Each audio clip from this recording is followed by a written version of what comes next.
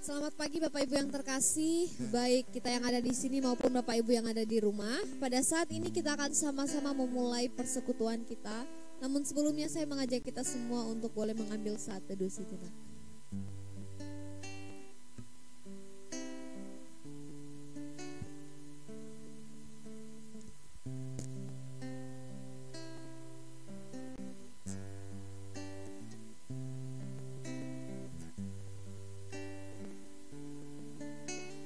Amin.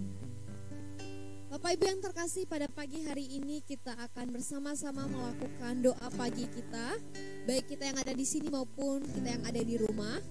Dan sebelum kita bersama-sama memulai doa pagi kita pada pagi hari ini, mari kita mengangkat satu pujian yang menyatakan bahwa kita ada hari ini semua karena anugerah Tuhan, bukan karena kuat dan hebat kita, tetapi karena anugerah Tuhan semata. Mari kita mengangkat pujian ini dengan penuh kesungguhan hati hadapan Tuhan.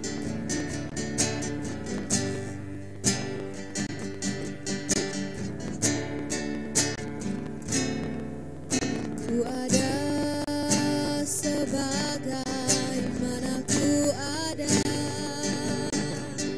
berdiri menghadap katamu Bapa.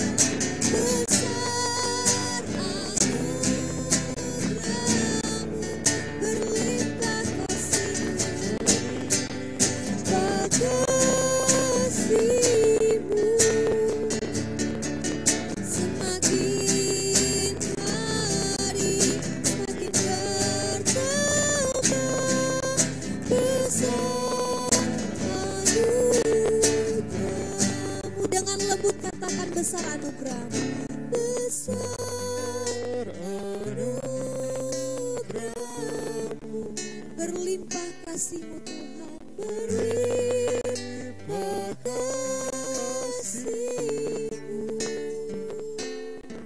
Semakin hari semakin bertambah besar anugerah. Semakin minggu semakin bertambah, semakin minggu semakin bertambah, semakin tahun besar anugerah. Semakin tahun semakin besar anugerah. Semakin tahun semakin bertambah besar anugerah-Mu. Musa boleh memimpin kita di dalam doa. Kami bersyukur untuk anugerah-Mu bagi kami ya Tuhan. Setiap pagi kami boleh merasakan Tuhan yang selalu menopang kami saat kami bisa berbaring tidur dengan tenang. Dan ketika kami bangun mendapat kesegaran dan berkat yang baru dari Tuhan. Terima kasih untuk pagi ini Tuhan. Engkau selalu mengingatkan kami, hidup kami sebagaimana kami ada adalah karena kebaikan dari Tuhan. Kami bersyukur kebaikan yang tak pernah habis-habisnya dari Tuhan, yang selalu melimpah atas kehidupan kami. Biarlah pagi ini Tuhan, kami menghadap hadirat-Mu dengan hati yang bersyukur. Biarlah setiap kami melihat Tuhan, Tuhan yang maha baik, Tuhan yang maha kasih, Tuhan yang Immanuel, yang selalu menyertai kami. Tuhan, pimpin kami di dalam doa pagi hari ini. Biarlah sungguh-sungguh kami boleh merasakan hadirat Tuhan, anugerah Tuhan yang boleh melimpah melalui firman dan juga melalui persekutuan kami ini. Di dalam nama Engkau Yesus Kristus kami berdoa. Amin. Ya, kita ada semua karena anugerah Tuhan. Nah, pada pagi hari ini Bapak Ibu ada yang ingin menyaksikan tentang anugerah Tuhan itu yang besar? Oh, Kok Kenny mungkin anugerah Tuhan yang sudah memimpin di dalam khotbah pertama. Ya, dipersilahkan ya.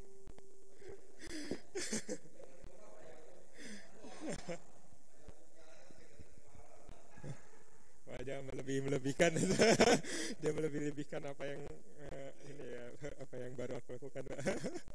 Enggak, sebenarnya secara aku sih bersyukur ya kemarin bisa melewatinya. Aku jujur selama persiapan secara konten itu udah berapa bulan ya, kalau nggak salah ya, sebulan 2 bulan bahkan sampai diskusi sama Pak Yakob, ganti-ganti apa sih message-nya, pesannya yang mau diberitakan itu sampai berapa kali kalau nggak salah ya, 6 kali kali sampai 6 kali terus sama Pak Jason, terus juga kasih verbatimku ke papa mama, minta mereka baca, maksudnya bacaan ya, terus nilai. Pak Nathan dengar aja lagi dengar aja gitu. Ya sampai ulang berapa kali ya ulang, maksudnya ngulang beberapa kali. Tapi bersyukur sih, maksudnya aku tuh sangat groginya tuh bukan pas hari H-nya, tapi Hamin satunya Hamin satunya tuh grogi banget gitu, nggak tahu kenapa, kayak aduh kalau udah denger itu langsung rasanya deg-degan gitu ya. Tapi pas udah di sana, udah duduk gitu ya, udah mempersiapkan diri, aku udah berdoa gitu ya, udah berdoa, Tuhan aku gak mau mikir apapun lagi, yang aku mau pikir di atas mimbar nanti adalah cuma memberitakan firman-Mu doang gitu ya. Maksudnya ya akhirnya aku berdiri gitu ya, berdiri awalnya grogi gitu ya, habis grogi terus di tengah-tengah tuh udah lupa diri udah nggak mikirin apapun lagi. Aku udah hajar aja gitu, maksudnya udah nggak mikirin apapun lagi. Udah itu tempatku memberitakan firman Tuhan gitu. Maksudnya sampai aku pun di sana kan cukup tempatnya cukup ini, nggak ada AC gitu ya, terus ada kipas angin, cuma ada kipas angin tapi pintunya dibuka, terus ternyata panas gitu loh. Aku ngerasanya panasnya tuh baru persis pas aku turun mimbar. Itu aku baru berasa diriku keringetan. Baru berasa aku keringetan, aduh panas banget gitu ya. Tadi aku panas banget ya. Tadi aku sampai nggak mikirin panas tuh, nggak mikirin lagi gitu loh. Ya bersyukur sih, maksudnya bersyukur tuh. Maksudnya aku pikir Tuhan pimpin lah, Tuhan pimpin mau bagaimanapun nanti aku dapat masukan, dapat gimana nanti terima aja gitu. Ya itu bagian dari proses lah, bagian dari proses. Tapi kalau soal kontennya gimana, mungkin tanya Panatan aja kan. Tanya Panatan aja, aku nggak bisa menilai kontenku sendiri. Mungkin orang lain yang menilai konten, maksudnya kontenku gitu. Yang bisa aku lakukan ya lakukan yang terbaik aja, nggak usah mikirin orang lain gitu untuk Tuhan. Itu aja sih, thank you. Oke, terima kasih Ko Kenny. Ya, ada lagi yang ingin menyaksikan tentang anugerah Tuhan? Oh ya, Aletea, bimbel Aletea ya. Contoh Andi.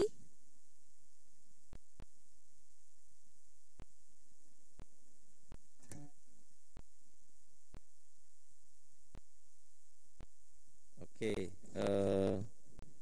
bersyukur kepada Tuhan ya untuk persiapan yang singkat ya, di dalam membuka Aletea di sana gitu. Jadi masih ada beberapa hal, memang kalau secara ruangan kan sudah ready ya. Cuman secara aksesoris, secara dekorasi, secara pernak-pernik itu belum tersedia.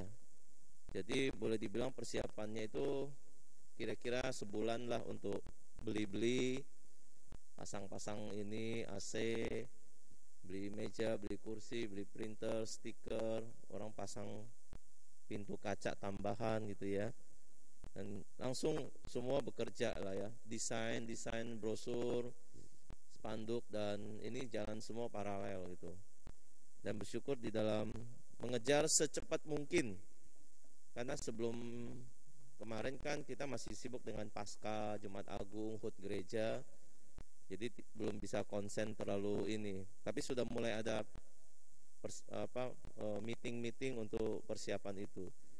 Jadi setelah melewati HUT, melewati Jumat Agung, melewati Pasca, itu langsung kita jadwalin untuk pembukaan Aletea Bimbel di Poris.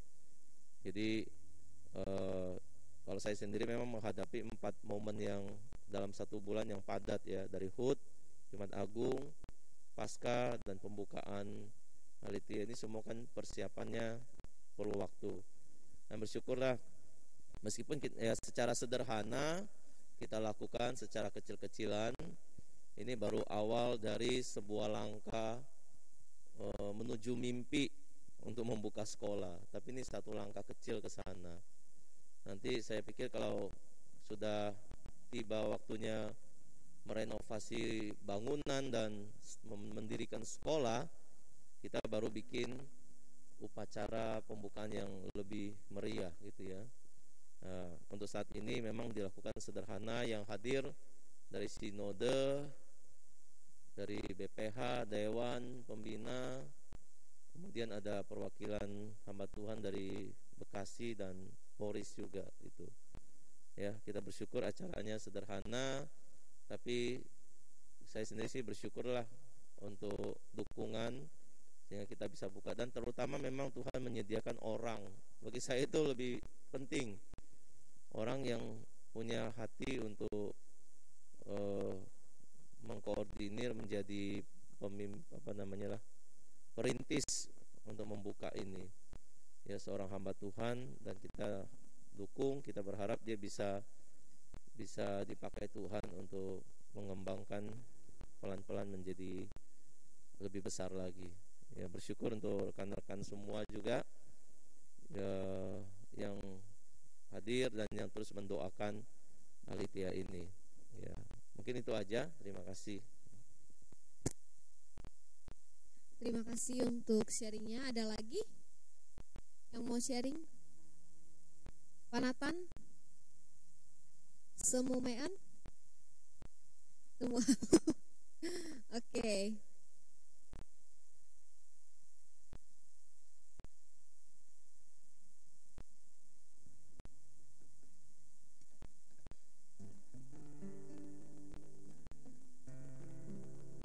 Oke, kita akan mendengar vaksin guru-guru ya dari Semumean.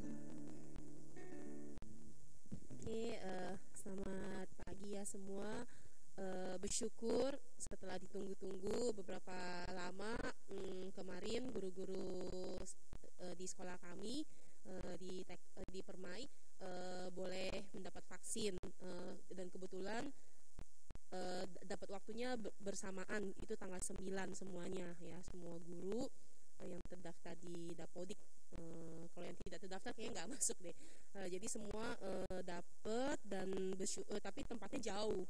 Tempatnya itu di Santa Yakobus ya, Santa Yakobus di Kelapa Gading, Penggangsaan gitu. Jadi kita dari Pluit ke Penggangsaan, jadi dari ujung ke ujung gitu ya. Tapi bersyukurnya semua berjalan dengan lancar. Semua guru kemarin telayani sih dengan baik, walaupun ada jam-jamnya, tapi ternyata yang siang, yang jam 2 ke pagi pun bisa gitu ternyata. Jadi semua berjalan dengan lancar, cuman masalahnya pengaturan karena itu dinas ngambilnya dari Dapodik, jadi ada yang terambil, ada yang tidak gitu loh. Kayak nama saya aja keluar 2 kali, yang karena saya tercatat sebagai kepala sekolah di KB maupun di TK, jadi keluarnya dua-duanya gitu. Jadi saya ada yang jam 8, ada yang jam 2 gitu. Nama saya ada 2 kali, saya disuruh suntik lagi gitu ya. Tapi ada beberapa nama yang malah nggak ada seperti itu. Tapi bersyukurnya untuk itu yang kendala dari sekolah-sekolah lain, banyak yang mengeluh, banyak yang gurunya tidak ada. Tapi bersyukurnya di sekolah kami semua guru masuk gitu, semua guru masuk. Hanya tinggal menunggu jatah karyawan. Jikalau memang karyawan sudah divaksin semua, kemungkinan Juli kita bisa buka tatap muka. Itu sih harapan kami. Itu bersyukur aja sih sama Tuhan, lancar semuanya. Di sana juga ternyata pelayanannya cepat dan tidak lama-lama gitu loh ya untuk ininya. Seperti itu sih. Jadi guru-guru hanya membawa KTP aja, mereka sudah langsung terdaftar, nggak perlu bawa apa-apa. Ya, semoga di sekolah-sekolah lain juga bisa cepat sih terlaksana dengan baik. Itu aja sih. Terima kasih.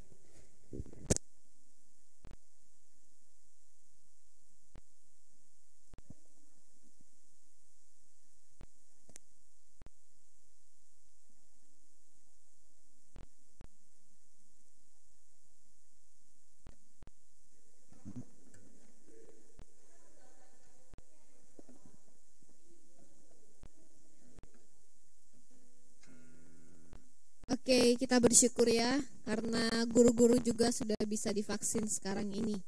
Nah, sekarang kita akan mendengarkan firman Tuhan karena sudah tidak ada yang sharing lagi. Kita akan sama-sama mendengarkan firman Tuhan. Kita akan sama-sama menyanyikan lagu El Shaddai. Mungkin dalam kehidupan kita saat ini ada banyak ketakutan-ketakutan yang kita alami, baik itu tentang berkat anugerah Tuhan dalam kehidupan kita. Pada pagi hari ini, mari kita mengangkat pujian ini supaya kita tetap mengingat bahwa ada Allah yang selalu bersama-sama dengan kita, menolong setiap kita dan melimpahkan berkat-Nya dalam kehidupan kita.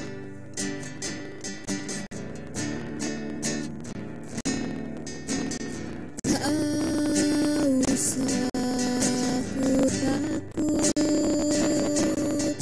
Allah menjagaku. Tak usah ku bimbang, Yesus peliharaku.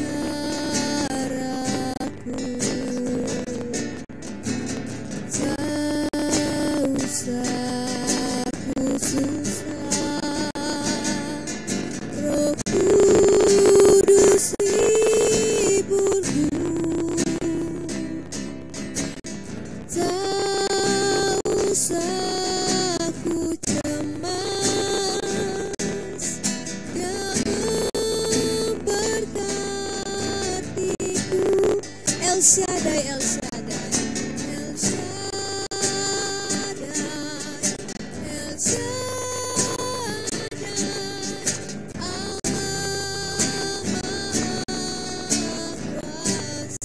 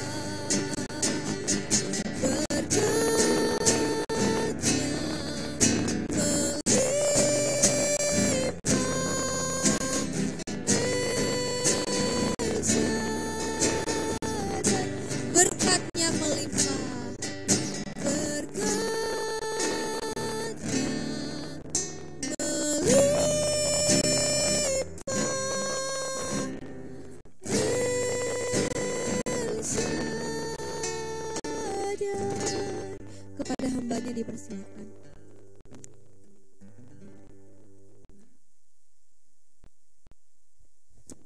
Tes.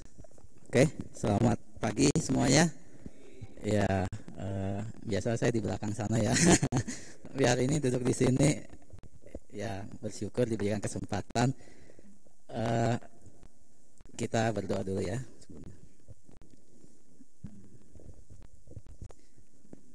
Bapa dalam surga, kami bersyukur pagi ini kami boleh kembali datang ke hadapan Tuhan untuk bersekutu, memuji Tuhan, belajar firman Tuhan dan menaikkan doa-doa kami. Kami serahkan pemberitaan firman Tuhan ke dalam tangan-Mu. Tuhan berkati hamba-Mu yang penuh dengan keterbatasan agar setiap firman yang disampaikan adalah satu kebenaran yang boleh mengubahkan hidup kami. Kami serahkan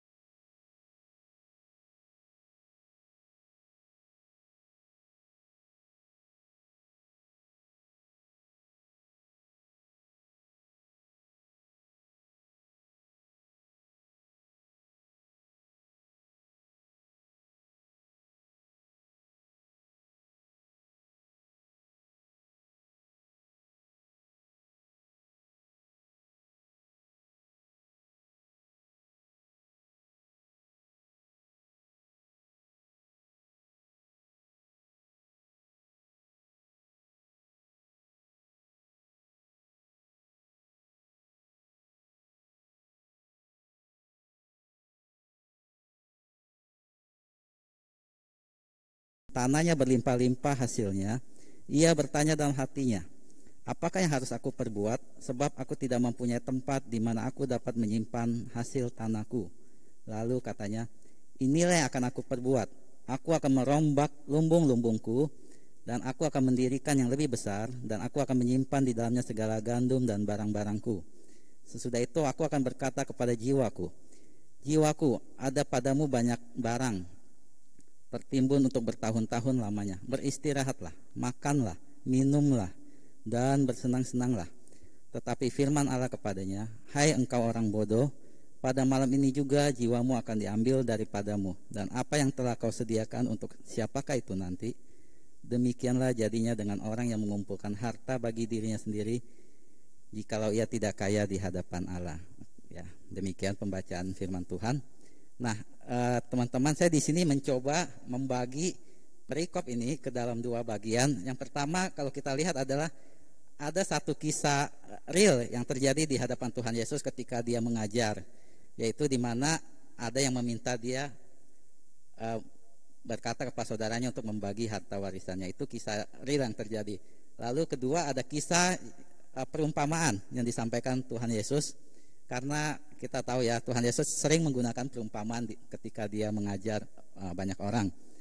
Ya, nah di masing-masing bagian ini ditutup dengan pesan yang Tuhan Yesus sampaikan kepada murid-muridnya, termasuk juga kepada kita ya.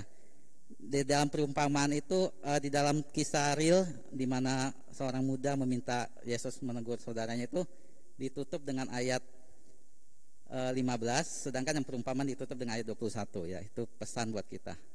Oke, nah dalam perikop ini juga saya mengambil dua poin penting ya, di mana yang pertama adalah soal ketamakan. Ya, pertama, Tuhan tidak mau kita menjadi seorang yang tamak ya. Nah, saya mencoba mencari beberapa arti tamak itu baik di dalam KBBI, Wikipedia dan sebagainya. Tamak itu adalah beberapa pengertiannya sebagai berikut. Tamak itu adalah rakus atau serakah. Ya, orang yang sudah punya tapi mau punya lebih banyak lagi, itu disebut tamak. Ya. Lalu ada juga pengertian tamak, keinginan yang sangat besar untuk memiliki kekayaan atau harta benda dengan maksud menyimpannya untuk dirinya sendiri. Ya, ini juga disebut dengan ketamakan. Nah, ternyata kisah warisan seperti ini tidak hanya terjadi di dalam cerita Alkitab ya. Kalau kita melihat kisah-kisah kehidupan sekarang, kita di kota-kota besar ini juga warisan sering diperdebatkan, sering menjadi konflik. Kalau kita pernah tahu kasusnya Rumah Duka Heaven yang dulu, nah itu juga kasus warisan. Lalu juga ada kasusnya anak bosnya Sinarmas ya, kalau pernah baca, Freddy Wijaya namanya, itu juga menggugat saudara-saudaranya karena warisan ya. Padahal mereka ini orang-orang yang tidak berkekurangan, mereka orang berlimpah, tapi masih menginginkan lebih dari apa yang mereka punya ya, sampai mengorbankan hubungan persaudaraan. Inilah yang kita sebut dengan ketamakan ya.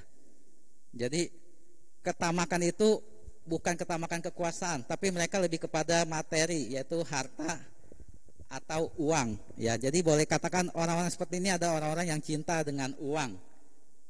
Kalau kita baca di 1 Timotius 6 ayat 10, Alkitab berkata, akar segala kejahatan ialah dimulai dari cinta uang. Ya, ini baru ayat A-nya, ayat B-nya nanti di bagian lain akan saya teruskan. Ini baru ayat A-nya, akar segala kejahatan ialah cinta uang. Jadi dengan cinta uang, cinta harta bisa membuat orang melakukan apapun. Ya. Kalau kita lihat motif-motif kejahatan yang terjadi, perampokan, itu pasti ujung-ujungnya mau hartanya. Korupsi, ujung-ujungnya mau uangnya. Perampokan, pencurian disertai pembunuhan, ujung-ujungnya diambil hartanya. Penipuan, penggelapan, semua ujung-ujungnya adalah uang. Ya. Jadi dari kita cinta uang, maka muncullah kejahatan-kejahatan atau dosa-dosa yang terjadi. Ya. Uang itu bisa mengubah seseorang ya, dari yang baik menjadi tidak baik. Ya, seperti saya ingat waktu zaman saya kuliah dulu, ya, tapi saya tidak jadi orang jahat sih. Ya, waktu saya kuliah dulu, saya kuliah sambil bekerja ya, mengajar privat ya, guru matematika untuk dua orang kakak beradik itu di Pluit ya. Sejak saya tinggal di Pademangan, jadi saya Pademangan ke kampus Sudirman, ke Pluit ngajar, pulang lagi ke Pademangan. Itu masih normal, masih dekat lah. Tapi begitu saya pindah ke Depok, saya tidak tinggalkan tuh pekerjaan itu, karena saya juga mikirnya uang ya, uang. Jadi rute saya itu Depok, Sudirman, Pluit, terus ke Pademangan jemput papa, Depok lagi, seminggu 2 kali seperti itu. Capek, sangat capek, lelah, sangat lelah. Tapi di pikiran saya nggak apa-apa, penting saya dapat uang. Jadi memang kita juga capek-capek pun kalau ada uangnya kita akan berusaha ya. Memang uang itu pengaruhnya besar ya. Itu zaman kuliah mahasiswa itu memang mengharapkan uang, mencari uang ya. Bukan saya saja sih, banyak teman-teman yang juga bekerja sambilan mencari uang. Dan itu nggak berhenti begitu saja. Sampai saya tugas akhir pun saya masih bekerja. Dan tugas akhir saya sempat terbengkalai ya, terbengkalai. Saya tidak kerja di Pluit lagi, tapi di Cibinong di Bogor. Tugas akhir saya pun terbengkalai di situ. Tidak saya kerjakan karena sudah apa ya, sudah tergiur dengan uang. Saya bekerja, saya punya uang, saya bisa beli apa yang dulu saya tidak pernah punya, dan saya meneruskan kerjaan saya. Sampai akhirnya dosen pembimbing saya, namanya Bu Linda, emang saya dikelilingi oleh Linda. Dosen saya pembimbing saya nama Bu Linda. Akhirnya dia nelfon saya, dia panggil saya kembali, dia cuma bilang, kamu tinggal selangkah, katanya. Tinggal selangkah, selesaikanlah. Setelah itu terserah mau ngapain gitu ya. Akhirnya pikir-pikir benar juga sih. Tinggal selangkah, sebenarnya tinggal beresin itu sidang dan kelar. Setelah itu saya bisa bekerja kan. Akhirnya saya kembali, saya fokus lagi, dan sebenarnya kalau dikerjakan dengan rajin waktu itu, begitu Bu Linda panggil saya kerjakan itu tidak sampai 4 bulan selesai, 3 bulan selesai sidang dan setelah itu bisa bekerja ya. Nah, itu yang saya katakan kalau uang itu bisa merubah manusia. Ya, memang saya bukan pengalaman berubah jadi jahat, enggak ya. Tapi saya meninggalkan hal-hal yang penting. Saya meninggalkan tugas akhir saya seperti itu ya. Tapi kalau kasus yang tadi saya bilang yang warisan ini dan kejahatan yang timbul di jalan-jalan itu sudah ekstrim ya. Dengan uang mereka mengorbankan nyawa sesamanya. Dengan uang dia mengorbankan hubungan persaudaraan seperti itu ya. Nah, kita kembali ke perikop ini. Ada kalimat yang mengatakan, sebab walaupun seorang berlimpah-limpah hartanya, hidupnya tidaklah tergantung daripada kekayaannya itu. Nah, pertanyaannya di sini, harta yang banyak, tabungan yang digitnya panjang, apakah menjamin hidup kita juga panjang? Tidak sama sekali ya, tidak ada jaminan. Digit tabungan kita sampai buku tabungannya penuh, tidak menjamin hidup kita juga akan panjang. Sama sekali tidak ada jaminan. Jadi semua kembali kepada anugerah Tuhan. Ya, kalau kita melihat kisah-kisah di Alkitab juga ada beberapa kisah yang di mana ada orang-orang yang cinta uang. Misalnya Ananias Safira. Kalau kita baca ayat-ayat sebelumnya, Ananias dan Safira ini bukan orang yang kekurangan, bukan orang nggak punya, bukan orang miskin, tapi dia tetap menahan sebagian hasil penjualan untuk dirinya sendiri. Ya, ini orang yang masuk kategori tamak. Kemudian ada orang muda yang kaya, ketika mau mengikut Tuhan, sudah melakukan semua hukum Taurat, tapi tidak jadi mengikut Tuhan hanya karena apa? Karena cinta hartanya. Tidak rela hartanya. Tidak rela meninggalkan semua hartanya ya. Akhirnya batal mengikut Tuhan. Ya. Nah, di 1 Timotius 6 ayat 17 juga berkata, peringatkanlah kepada orang-orang kaya di dunia ini agar mereka jangan tinggi hati dan jangan berharap pada sesuatu yang tak tentu seperti kekayaan. Dikatakan sesuatu yang tidak tentu seperti kekayaan, melainkan pada Allah yang dalam kekayaannya memberikan kepada kita segala sesuatu untuk dinikmati. Ya. Jadi orang Kristen boleh kaya, boleh. Tapi seringkali kekayaan itu menjadi penghambat kita untuk lebih dekat dengan Tuhan ya. Seringkali kita melihat orang di mana tokonya Sabtu dan Minggu lebih ramai, dia tidak mau tutup. Dia tetap hari Minggu buka dan dia meninggalkan ibadah. Ya. Itu karena dia mengejar materi. Seringkali harta menjadi penghambat orang untuk dekat dengan Tuhan atau untuk melayani Tuhan. Ya. Jadi makanya muncul istilah tahta wanita harta. Ya, ini yang menjadi penggoda manusia terbesar, yaitu harta ya. Nah, saya ingat ketika saya memimpin PA Pemamal Kitab Komisi Pemuda, PA Komisi Pemuda waktu itu membahas satu buku Sowat kalau nggak salah ya, Sowat benar ya. Itu pelajaran kedua saya ingat membahas tentang berhala. Jadi di kota besar seperti sekarang ini nih, di Jakarta, apalagi kehidupan milenium sekarang, memang kita tidak menemukan orang yang menyembah matahari, nggak ada. Menyembah pohon, batu, ataupun patung-patung besar, tidak ada. Tapi secara tidak sadar kita memberhalakan uang. Ya, di buku itu diajarkan seperti itu. Tanpa sengaja uang menjadi berhala. Memang kita tidak menyembah uang secara langsung, tapi hidup kita gantungkan kepada uang atau materi itu. Ya, di buku Sowat itu dijelaskan banyak terjadi pergeseran. Orang tidak menyembah patung benar, tapi secara tidak langsung dia menyembah benda mati, yaitu materi atau uang. Itu yang terjadi pada manusia zaman sekarang, zaman now ya. Kalau kita baca lanjutan 1 Timotius ayat 6 pasal 6 ayat 10 tadi kita baru bacaannya, akar segala kejahatan ialah cinta uang. Lengkapnya sampai habis ayatnya berkata begini, karena akar segala kejahatan ialah cinta uang, sebab oleh memburu uanglah beberapa orang telah menyimpang dari iman dan menyiksa dirinya dengan berbagai-bagai duka.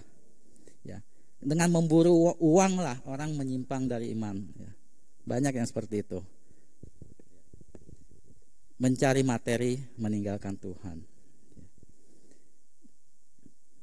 Dan yang lebih parahnya adalah orang-orang yang melakukan, yang cinta uang, bukan hanya orang-orang yang kekurangan uang. Ya.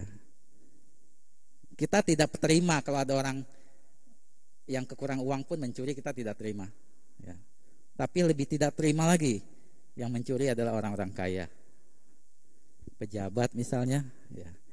Saya baca beberapa berita, orang-orang dengan posisi penting aja masih begitu cinta uang dan melakukan kejahatan. Contohnya hakim di Amerika, ya, saya tidak sebut namanya. Dia hakim itu posisi yang menjanjikan, ya, yang bayarannya cukup oke. Tapi dia pun masih terima suap. Lalu ada tentara yang kita lihat membela negara, tapi juga ternyata cinta uang dan menerima suap. Dan lebih mirisnya lagi, ada satu pendeta senior di Singapura menggelapkan 350 miliar uang jemaatnya. Sungguh miris sekali ya. Dilakukan oleh orang-orang yang punya posisi, orang-orang yang punya nama baik, tapi ternyata juga jatuh di dalam dosa cinta uang. Ketamakan. Mereka orang-orang sudah punya harta, punya banyak tabungan, investasi, deposito, tetap mengorbankan imannya demi materi ya. Inilah yang disebut yang dijelaskan di ayat pasal 1 Timotius 6 ayat 10 ya. Memburu uang beberapa orang menyimpang dari imannya. Ya, oke. Kita masuk ke bagian 2, ke dalam perumpamaan yang Tuhan Yesus sampaikan itu dijelaskan ada seorang petani ya yang bekerja keras sampai lumbungnya penuh dan tidak tahu lagi harus taruh di mana, dia membangun kembali lumbungnya lebih besar seperti itu ya. Nah, pertama waktu baca perikop ini saya merasa heran kenapa orang kaya ini disebut bodoh ya. Padahal petani ini bekerja keras. Jadi jarang sekali atau bahkan tidak ada orang bekerja keras yang bodoh, ya. Justru orang bodoh itu tidak mau bekerja keras. Orang bekerja keras itu jarang sekali orang bodoh. Bahkan riset membuktikan katanya 5-10% itu kesuksesan orang itu adalah kemampuannya. 5-10% doang kemampuan. Sisanya adalah kerja keras dia. Sisanya ada kerja keras. 90% sampai 95% ada kerja keras. Jadi petani ini kenapa dibilang bodoh ya? Padahal dia tidak kelihatan seperti orang bodoh. Dia bekerja keras, dia pintar, dia cepat berpikir. Cepat berpikirnya dengan arti begini, waktu dia punya masalah, lumbungnya nggak muat, dia langsung ketemu solusi. Oh, saya harus membangun kembali, memperbesar lumbung saya untuk menyimpan semuanya. Cepat berpikir, ini bukan orang bodoh. Tapi kalau kita telusuri ternyata bodoh yang dimaksud Tuhan itu bukan bodoh secara intelektual. Bukan, sama sekali bukan bodoh secara intelektual. Tapi bodoh ini adalah gagal mengerti kehendak Tuhan ya. Efesus pasal 5 ayat 17 mengatakan, Efesus 5 ayat 17, sebab itu janganlah kamu bodoh, tetapi usahakanlah supaya kamu mengerti kehendak Tuhan. Ya. Janganlah kamu bodoh, tetapi usahakanlah supaya kamu mengerti kehendak Tuhan. Jadi bodoh di sini adalah orang ini bukan bodoh secara intelektual, tapi dia bodoh, dia tidak mengerti kehendak Tuhan. Ya, Tuhan sering menegur orang bodoh memang. Kita baru saja merayakan Paskah. Kalau kita baca cerita penampakan Tuhan Yesus ke muridnya di jalan ke Emmaus, Tuhan pun menegur dua muridnya dengan kata, "Hai kamu yang bodoh." Ya, betapa lambannya hatimu, seperti itu ya. Dikatakan bodoh lagi. Tapi sekali lagi itu bukan bodoh secara intelektual, IQ, tapi itu bodoh karena dia tidak paham dengan kehendak Allah. Ya. Lalu katanya, inilah yang akan aku perbuat. Aku akan merombak lumbung-lumbungku, aku akan mendirikan yang lebih besar, aku akan menyimpan di dalamnya segala gandum dan barang-barangku. Sesudah itu aku berkata kepada jiwaku, jiwaku, ada padamu banyak barang tertimbun bertahun-tahun lamanya. Beristirahatlah, makanlah, minumlah, dan bersenang-senanglah. Nah, teman-teman, kalau kita melihat satu ayat ini, kata akunya itu banyak sekali ya. Aku, dan ku. Sangat banyak. Ini sesuai dengan definisi ketamakan yang tadi saya bacakan di awal. Ada orang yang menyimpan untuk dirinya sendiri, untuk kepentingan dirinya sendiri. Jadi orang kaya yang bodoh ini pun semuanya untuk dirinya sendiri, berpusat pada dirinya sendiri. Dalam arti kata lain, dia membuat jiwanya menikmati hidup. Ya, seperti kata-kata yang ngetren akhir-akhir ini, menikmati hidup. Ya, hedonisme jadinya ya. Punya uang untuk menikmati hidup ya. Semua berpusat untuk menyenangkan diri sendiri, memuaskan diri sendiri. Ya, ini dia tumpuk banyak-banyak, tapi semuanya untuk dirinya sendiri. Ya, kalau kita lihat kisah Yusuf juga, 7 tahun pertama Yusuf menumpuk. Ya, ketika dia tahu akan ada 7 tahun kelaparan itu ya, dia menumpuk. Tapi itu bukan untuk dirinya sendiri. Dia menyelamatkan banyak bangsa, bahkan keluarga sendiri pun diselamatkan dari strateginya Yusuf ini ya. Beda dengan di sini, dia menumpuk untuk memuaskan dirinya sendiri. Maka Tuhan berkata, hai engkau orang bodoh, pada malam ini juga jiwamu akan diambil. Buat apa semuanya ini? Buat apa yang kamu tumpuk-tumpuk ini?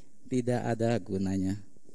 Kalau nyawamu diambil, apakah harta ini bisa menyelamatkan? Tidak. Apakah harta ini bisa jadi pengantara kamu ke surga? Tidak ya. Pengantara kita hanya lewat Yesus ya. Jadi harta yang banyak itu tidak ada gunanya kalau nyawamu diambil saat itu juga. Ya. Kebetulan kan saya sering ikut ibadah di rumah duka ya. Biasa di rumah duka kan sering ditanya ya, apa persiapan kita kalau sudah meninggal? Suatu hari kita semua akan ada di sini. Musa Felix saya ngomong gitu ya. Suatu hari kita semua akan di sini di rumah duka itu. Lalu apa yang kita siapkan? Bukan harta ya, tapi pertanggungjawaban iman kita. Apakah ketika dipanggil kita masih setia? Apakah ketika dipanggil kita masih mengikut Tuhan? Harta tidak ada gunanya sama sekali. Ya. 2 minggu lalu saya baru nonton satu video ya di Facebook ya, kayaknya di TikTok juga ada ya. Ada orang ziarah, dia membakar motornya, ya dengan tujuan biasalah orang Chinese ya, kasih harta ke yang sudah meninggal. Kalau dipeti kan sering masukin uang ya, itu uang-uangan sih, itu uang palsu. Tapi ini motor asli dibakar dan katanya untuk almarhum yang di sana supaya bisa kemana-mana kali ya. Saya mikir itu nggak masuk akal ya, dibakar motor supaya motornya ikut mereka, ikut yang meninggal itu. Ya, seandainya yang meninggal ini sudah meninggal di dalam Tuhan pun, dia sudah punya harta yang berharga. Dia sudah bersama dengan Yesus, harta yang paling berharga. Dia tidak butuh motor itu. Kalaupun yang meninggal ini bukan meninggal di dalam Tuhan, dia pun nggak bisa pakai motor itu. Dia sudah terbakar, binasa. Jadi waktu saya lihat ini geleng-geleng ini aneh banget nih. Terus seminggu berikutnya saya nonton lagi, yang dibakar apa? Mobil. Bakar mobil Nissan. Buat yang meninggal juga, aduh, ini sayang banget nih, motor mobil dibakar-bakarin. Saya nggak tahu, kalau saya nonton lagi mungkin rumah dibakar ya. Semua harta dibakar-bakar untuk almarhum. Ya, pada itu sama sekali tidak ada gunanya, tidak menolong kita, tidak menyelamatkan sama sekali. Kalau kita melihat di toko Alkitab, ya. Sebelumnya, kalimat terakhir dari perikop ini adalah, demikian jadinya dengan orang yang mengumpulkan harta bagi diri sendiri, jikalau ia tidak kaya di hadapan Allah. Nah, orang seperti apakah yang kaya di hadapan Allah? Saya masuk ke satu cerita. Ketika saya tahu ada STT namanya Jeffrey ya, atau apa ya, sekolahnya Musecin ya, STT Jeffrey. Saya baru dengar tuh STT Jeffrey. Ini sudah lama ya waktu saya dengar itu. Saya cari tahu STT Jeffrey itu kenapa namanya Jeffrey. Ternyata kalau ditelusuri, pendirinya adalah Robert Jeffrey ya, Robert Jeffrey. Nah, Robert Jeffrey ini seorang anak dari pengusaha yang sukses, pengusaha yang kaya. Ya, dan anak ini dipersiapkan untuk menjadi CEO di perusahaan bapaknya. Tapi suatu hari anak ini ketika berusia 16 tahun, dia terpanggil untuk menjadi misionaris di Cina. Pertama kali dia di Cina. Nah, ketika dia terpanggil, dia bilang dia mau jadi misionaris, dia kehilangan semuanya. Papanya menolak, tidak setuju. Papanya tidak mendukung finansialnya sama sekali. Bahkan tiket ke Cina pun papanya tidak mau belikan. Betul-betul Robert ini menjadi orang yang dari kaya jadi miskin, gak punya apa-apa. Dia melakukan penginjilan dan dia mendirikan sekolah STT Jeffrey pertama kali di Makassar. Setelah itu baru di Jakarta. Di Makassar pertama kali.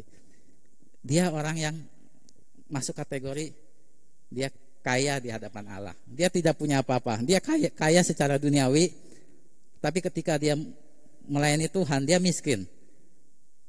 Tidak punya apa-apa, tapi dia kaya di hadapan Allah. Kalau bahasanya Pak Irwan kemarin, permainan kata, Yesus mati agar kita hidup. Ya.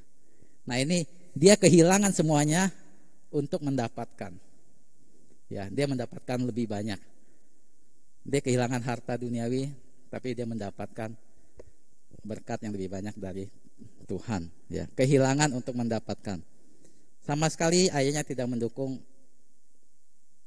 dia dari sisi finansial, tidak pakai uang keluarga sama sekali dia. Ya. Nah,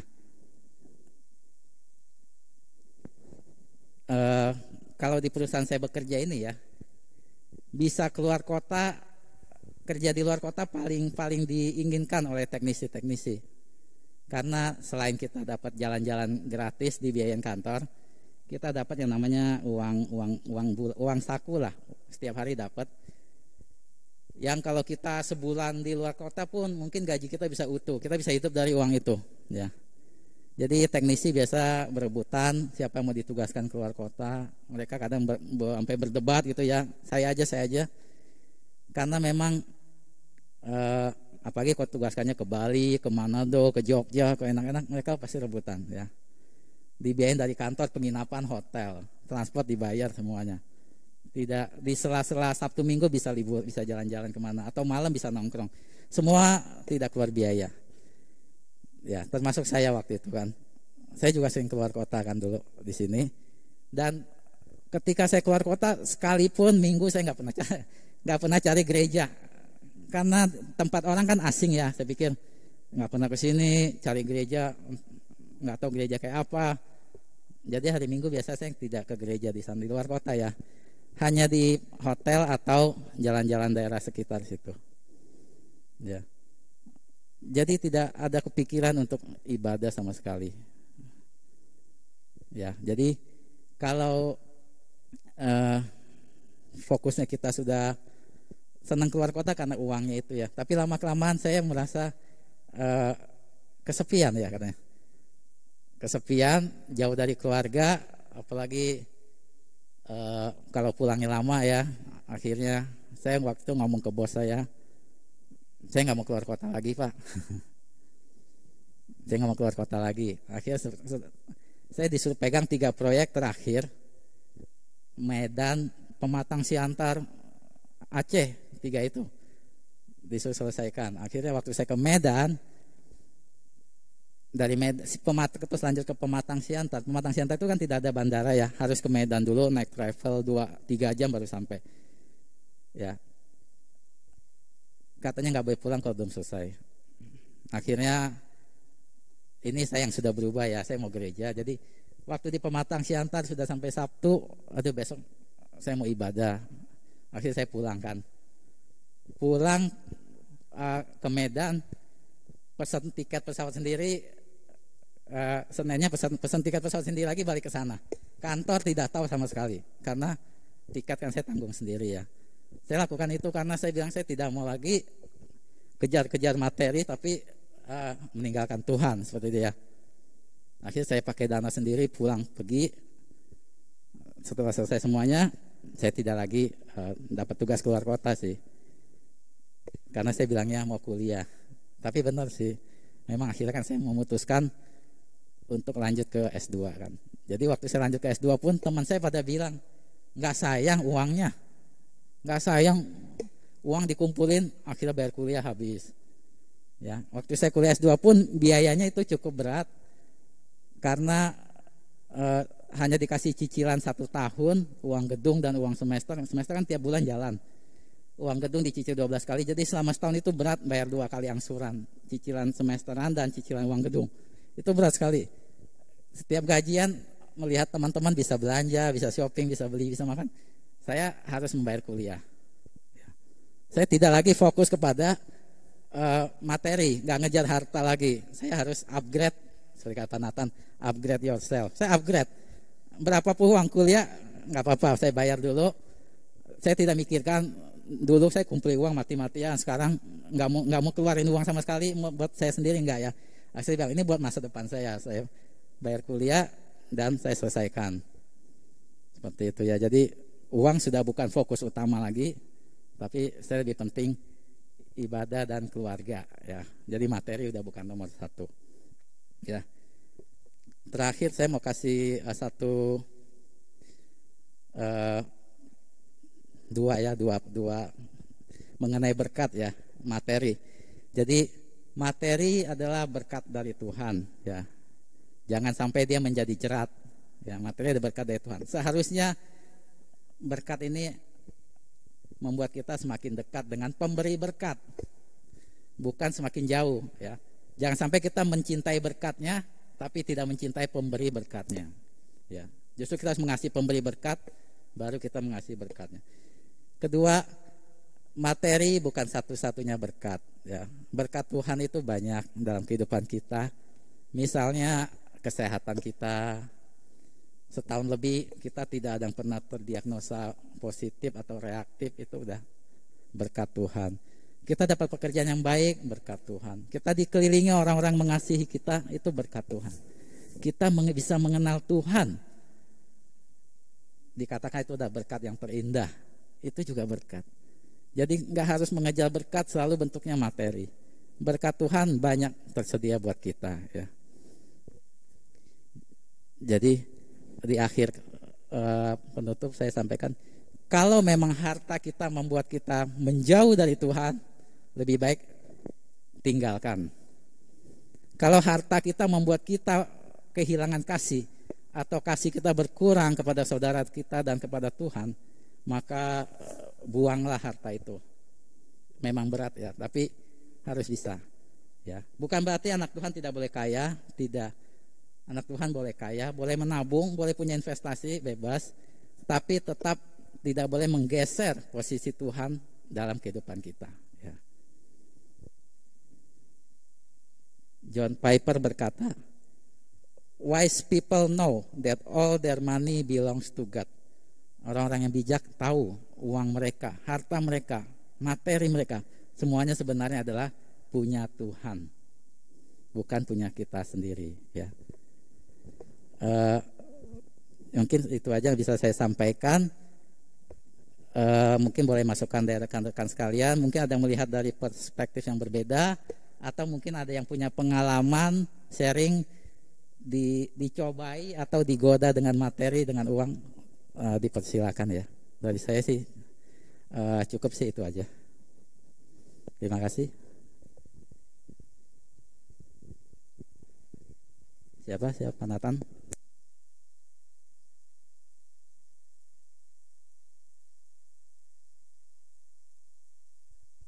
Kalau mengenai harta, saya langsung ingat sama Raja Salomo ya, Raja Salomo. Kemarin baru kami kuliah tentang membahas sedikit tentang Raja Salomo ya. Iya, kepikiran juga sih buat saya ya. Raja Salomo itu diminta untuk memilih dari Tuhan sendiri ya. Tuhan menawarkan, apa yang kamu minta daripadaku. Ibu Ina bilang begini, ini dalam mimpi loh. Dalam mimpi orang ditanya. Ya. Biasanya kalau kita mimpi kan kita nggak berperan, kita kan ikut aja udah gitu kan di dalam mimpi kita udah ya, kita menjadi sutradara ya sutradara begitu ya. Sutradara plus pemain juga bisa gitu. Pokoknya mimpi aja udah begitu kan ya. Tapi Ibu Ina bilang begini. Dia bilang kalau orang mimpi katanya bisa nggak sambil mikir katanya. Tentu nggak bisa dia bilang. Jadi kenapa Salomo ini dia bilang bisa begitu tepat memilihnya waktu mimpi loh ya. Jadi dia bilang kalau bukan orang ini memang ada sifat dari hikmatnya itu sendiri, dia nggak mungkin bisa memilih yang tepat. Pada akhirnya kan Tuhan juga menambahkan hartanya kan, karena kamu tidak meminta ini, aku akan kasih kamu lebih banyak lagi. Nah saya analogikan ya, kalau kita nih ya jangan kita lah, saya lah ya. Kita ini nggak kebal, saya ini nggak kebal dengan harta loh, jujur aja ya. Kenapa orang-orang yang dipakai oleh Tuhan Yesus itu orang-orang yang tamak, justru orang-orang yang kaya, ya kan? Orang-orang yang mampu secara finansial, orang-orang yang secara ekonomi itu bagus begitu ya. Kenapa Tuhan memakai ya anak muda yang kaya raya datang kepada Tuhan Yesus, ya kan? Tadi juga Ananias dan Safira ini petani yang kaya raya. Semuanya orang kaya raya. Saya khawatir kita ini kalau udah dikasih, maksudnya gini loh.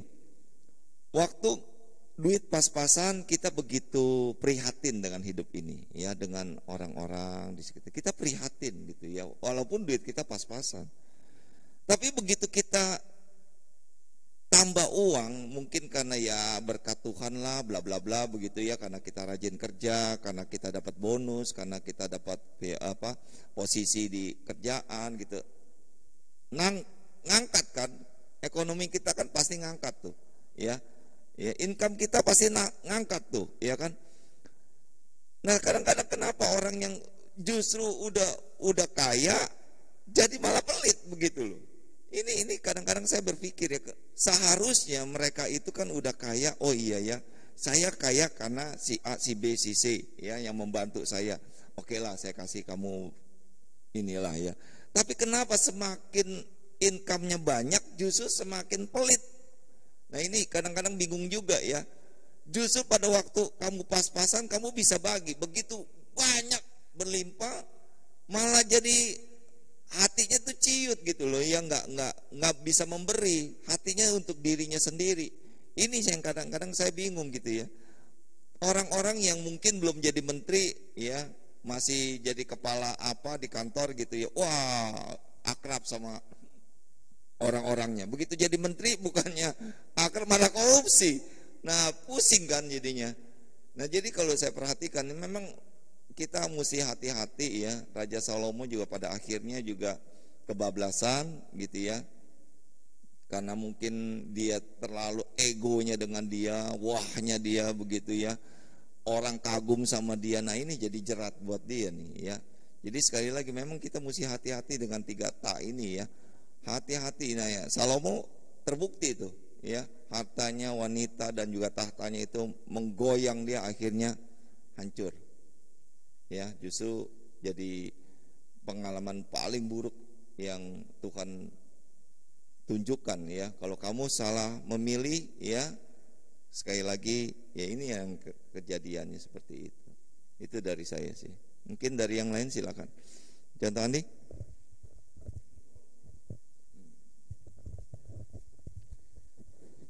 Lupa. Oke.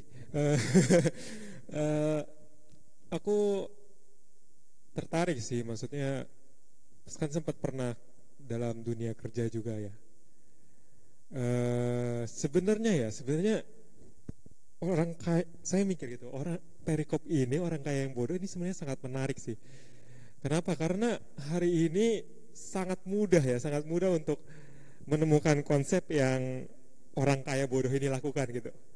Kita menimbun hasil di lumbung itu adalah konsep yang sebenarnya diajarin hari ini gitu. Kayak saya ketika kerja gitu ya, dijanjiin, kamu kalau ini masih muda gitu ya, kamu pengen nggak cepet nanti berhasil, kamu dapat passive income, kamu jadi santai-santai gitu ya, kamu nggak perlu khawatir lagi sama hidupmu gitu loh. Bukankah itu sama ya gitu, maksudnya apa yang dilakukan orang kaya ini? Kan orang kaya ini ngapain? Bersihin lumbungnya buat naro gandumnya biar dia nggak khawatir lagi gitu loh. Ini sebenarnya ajaran yang sangat relevan gitu untuk hari ini. Dan sebenarnya juga menurut saya banyak orang yang menggunakan bahkan konsep kekristenan untuk jadi orang kaya bodoh ini gitu loh. Ironis gitu, maksudnya adalah saya banyak menemukan orang-orang bisa menggunakan konsep Kristen. Tuhan akan memberikan kamu yang terbaik jika kamu percaya sama Dia. Tuhan akan memberikan kamu apa yang kamu mau, apa yang kamu doakan, gitu. Kekayaan, gitu. Jikalau kamu berdoa kepadanya, ya untuk apa gitu? Saya mikir orang yang kayak gini gitu ya, pernah baca perikop ini enggak ya? Toh mereka jahatnya beberapa orang tuh jauh lebih jahat ketika dia membuat Tuhan tuh jadi ditaruh sebagai dia meletakkan Allah itu di maksudnya kekayaan sebagai dasar dan Allah tuh sebagai pelayannya gitu loh. Jadi Allah tuh digunakan sebagai pemenuhan kebutuhanku aja gitu loh. Kita berdoa buat apa gitu ya, buat supaya Tuhan tuh menambahkan gandum maksudnya ya gandumku gitu ya, di sini istilahnya menyimpan segala gandum dan barang-barangku ya, supaya Tuhan ngasih gandum barang-barangku lebih banyak gitu. Dan kita lama-lama menaruh Tuhan tuh, kamu di gudang aja gitu. Kamu nggak perlu ada di rumahku gitu ya. Kamu kalau misalnya kerja mau kekayaan baru cari Tuhan gitu ya, susah baru cari Tuhan gitu ya, nggak mau cari Tuhan kalau dia nggak berguna buatku gitu loh, nggak berguna buatku dalam memenuhi kebutuhan gitu loh. Jadi itu hal yang mungkin saya kira sangat relevan gitu ya untuk hari ini. Tapi Allah tuh mengecam orang-orang seperti ini gitu loh. Wah itu dan bahkan berkatakan bahwa mereka itu bodoh gitu ya. Saya yakin banyak banget motivator kesuksesan yang sebenarnya orang pinter gitu loh ya. Banyak mengutip-ngutip Alkitab sana sini gitu ya untuk kesuksesan. Tapi kalau misalnya mereka baca ini, orang yang mencari kekayaan itu orang bodoh gitu loh. Orang yang meletakkan hatinya yang harusnya ada Tuhan di dalamnya, yang puas akan Tuhan di dalam hatinya, itu malah meletakkan kekayaan di hatinya, bukan Tuhan gitu loh. Tuhan tuh cuman alat akhirnya gitu loh, cuman alat sebagai pemenuhan kebutuhan mereka gitu loh. Jadi menurut saya sih ini sangat relevan sih, maksudnya nggak perlu orang dunia pun, orang Kristen pun perlu sadar akan konsep ini, dan ini sangat relevan untuk hari ini. Itu aja sih menurut saya. Thank you.